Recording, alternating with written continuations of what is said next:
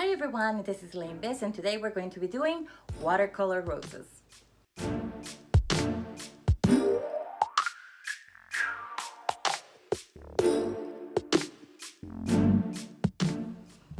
Hi everyone and thank you so much for watching. Today we're going to do watercolor roses, and these are not watercolor roses, at least not what we're going to be doing. These are acrylic roses. The idea of this exercise is to manipulate color without the use of white or black. These two colors will dull out your main color. So if you're using red, it's going to dull it out. In this particular illustration back here, I actually used black in order to create depth. For that illustration, because it has a limited amount of colors, that was fine. Instead of utilizing black, and you have the main object happens to be red, you may want to use purples or blues in order to darken out and create shadows and depth. If you have an area in which light is in the opposite end, what you may want to use instead of white would be either more water, because it will lighten the color out, or a bit of yellow. A bit of yellow actually will make it look like the sun is actually shining on it, as we tend to perceive the color of the sun as being yellow. Whenever I painted these, I actually didn't speak. I wanted to make sure that I was concentrating on what I was observing. And I was in fact observing some flowers at the time that I had taken a picture of like 3 years ago. So I had these flowers, and sometimes people have trouble painting flowers that are in a picture, and it's better for them to see them. What happens whenever you have an actual pot of flowers in front of you, your eye tends to look not just at what's in front of it, but what is behind it. That is something that you can try to manipulate to use as you draw or as you paint your flowers, but it is not necessary. I'm more interested in maintaining the look of the flower in the position in which you're in, and not necessarily moving 15 degrees to one side or 15 degrees to another. It's just maintaining that pose. Maintaining that pose is going to create consistency in your painting. For that purpose, I'm not opposed to having a picture of a flower. So if you find pictures of flowers on the internet, by all means, utilize that. If you happen to be fortunate enough to have a flower in front of you, just make sure that it is at least 3 feet away from you, but that you can see it well. I would also recommend taking a picture or two of the angle that you like, or in the composition in which they are placed. That way, in case something moves, or maybe you move your chair a little, it doesn't matter because they are placed exactly as you want them. For this particular project, I use Be Creative paper. It is about 140 pounds. Also, I used a number 8 silver black velvet brush. And the reason why I like this brush so much is because it always forms a point. For an illustration where you want to manipulate the thickness and the thinness of a line, these brushes are perfect for that. They're also very soft. Not exactly sure what they're made of. They're actually pretty fabulous and I really like them. There is one of these would probably set you back about $18. There is a set for about $30. The paper will set you back about $10. For the watercolors, I used my old and trusty Mission watercolors, and just to show you how old this is, or maybe I'm not opening it right. It is a very, very dirty palette. And it is my favorite palette. The colors are really vibrant, and they keep really well. The beauty of this particular palette is that it comes in a very dark box, and as long as you maintain this palette away from light, you should be fine. I happen to have 2 of these. This is the one I use the most. It is my first one, and I got it in 2013. So what I have been doing is I have just been buying more and adding more on top of it, and it's worked out fine for me. As you can see, I use a lot of blues. I use a lot of blues and I use a lot of reds. I like to keep my colors grouped a very specific way. You do not have to do it this way. This is just my own preference. But if you do not have this set, this is the 36 little tube set. If you do not have this set, there is a 12 tube set, and that one is a little bit more affordable. I believe this will set you back about between $60 and $70. It is a fantastic investment. If I were to say buy one watercolor over the other one, this one would be the one to buy. A lot of people have asked me whether I would use tubes over pans. I can't say that I like pans more over tubes, but if you're looking for something that will last you a little longer, tubes. I'm not gonna tell you to buy tubes over pans. Depending on the brand, you might just get a really good set that, you know, will last you forever, and they're pans. Or you might get a really good set of tubes. They might not have a very expansive collection of colors, but it will be perfect for what you need it. So keep that in mind. Tubes over pans is really not a big deal. Whatever works for you, do it.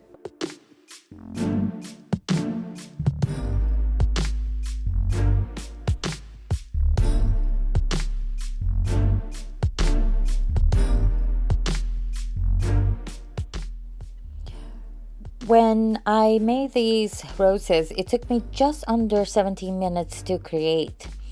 I was paying attention to a particular picture I have, and that picture will be posted in Patreon for the deep dive students.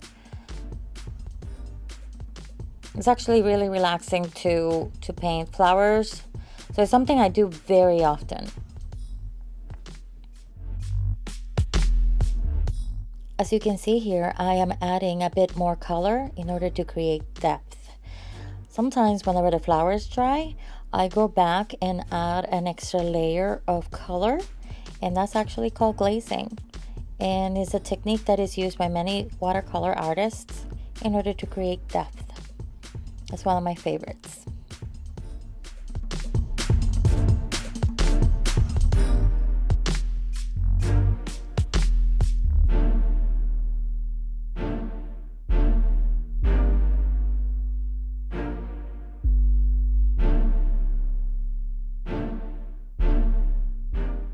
The shape of the brush also allows me to create rose petals that are very natural looking just by swiping to one side.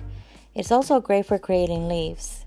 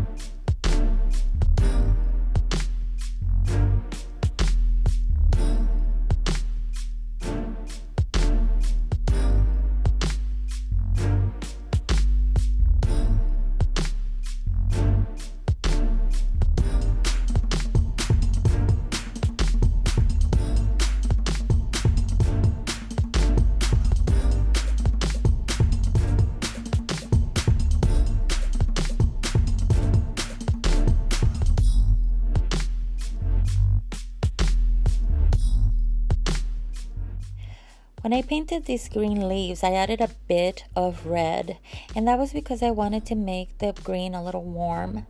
Also, when I observed the leaves, they look like they might be a little bit brown, and it makes it feel like it belongs to this particular composition. It just the colors belong together. It also makes the composition more visually pleasing.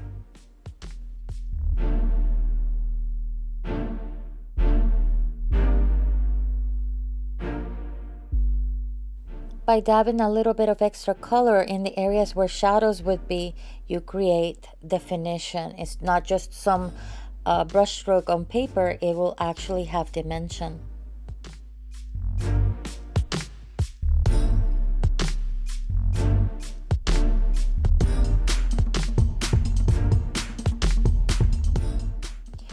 Here I start glazing some of the roses in order to give more definition to those petals and create shadows.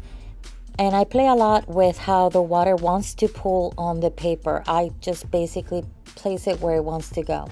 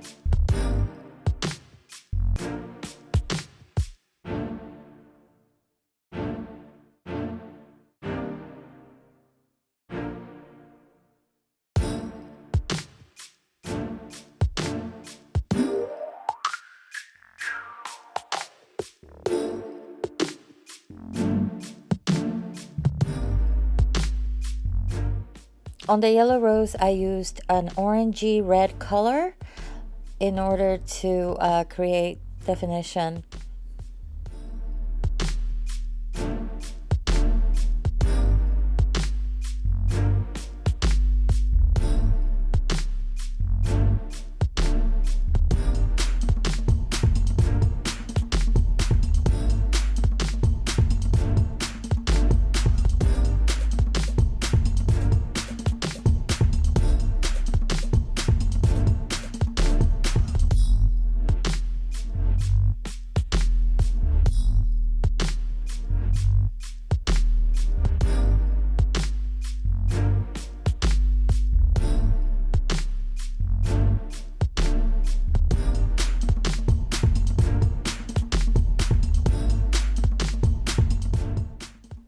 I decided to add a bit of blue in order to create the look of sky or atmosphere to the flowers.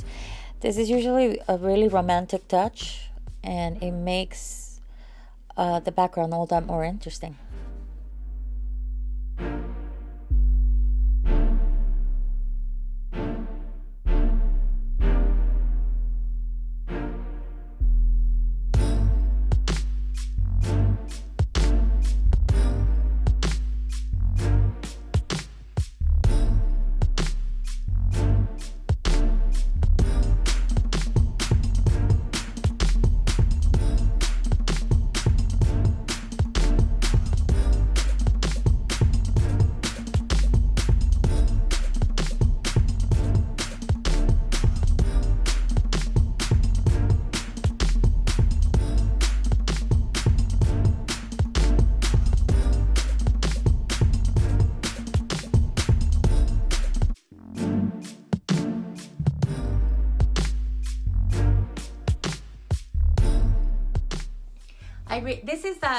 This is a bit of a deep dive into what it takes to creating a piece. When I sat down to record, I had to take not just in consideration the fact that I was going to create a piece of art, but that I had to record it and also post it. I'm constantly in the process of creation, but also I am utilizing different resources because I want to show my process. That is very important to me because I am a teacher. So I have to think about what cameras I'm using, what lighting I'm using, what type of grips I'm using in order to be able to record what I'm doing on paper. And also I have to make sure that my surroundings are filmable, that they look good on film.